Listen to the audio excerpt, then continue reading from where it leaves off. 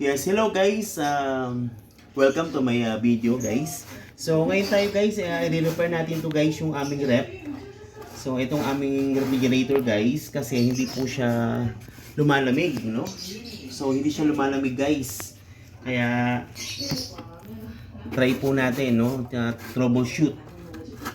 So ito guys, ngayon ginawa po natin, bali tinanggal natin yung relay, saka yung loaded muna.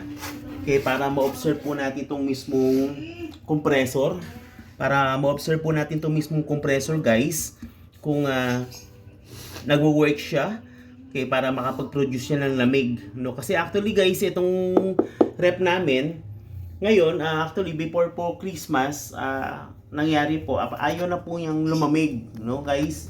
Kaya tinry ko po guys na i-repair, no, sa ngayon. Bali katulad niyan guys, natanggal na natin yung relay niya, saka yung pinaka overload. So palamigin muna natin to guys yung compressor, kasi actually kanina no, tinry ko po ito kanina, no, nung hindi ka pa po ito tinatanggal, umiinit po yung compressor. Okay?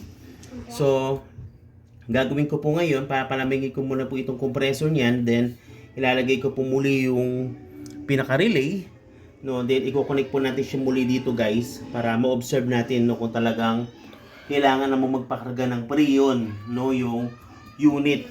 Actually guys, nakakapanghinayang kasi unang-una bago lang po itong unit, no, itong LG natin na 5 feet na rep po natin. So nakakahinayang naman guys kung hindi natin i-repair.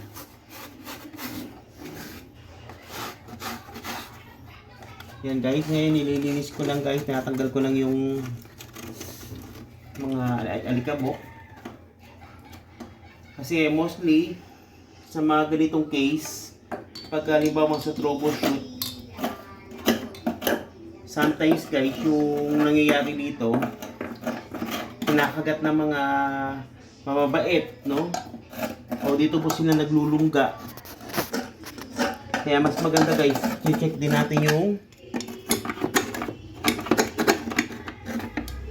natin guys yung mga wire. Okay? Baka mamaya, yung wire naman po ang kinagat ng daga or ng mabait po. Pero based sa pag-observe ko, so okay naman guys yung okay naman yung mga wire.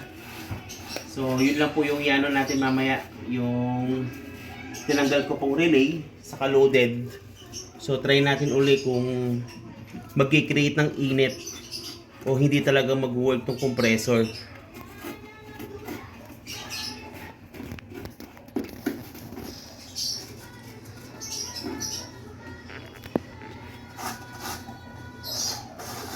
Yan.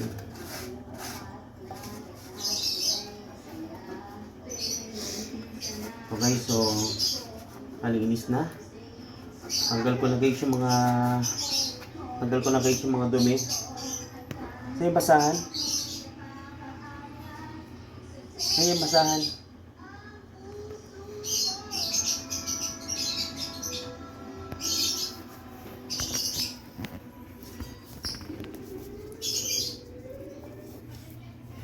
Ayan guys, so para malaman natin mamaya kung mag-create siya ng init.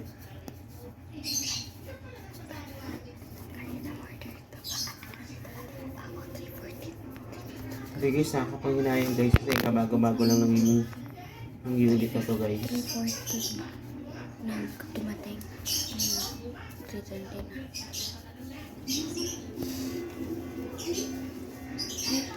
Wala ka, di ka namimigay ng... Ay, ang dabo. Ayan.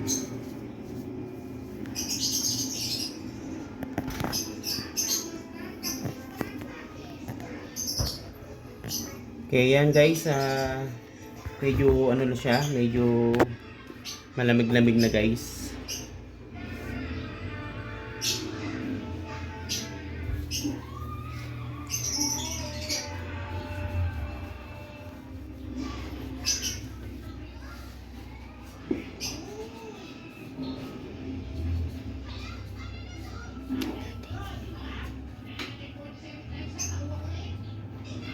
Okay guys, so kabayan lang natin to guys na lumemig, no? So follow up na lang guys sa ating video, no? Maraming salamat.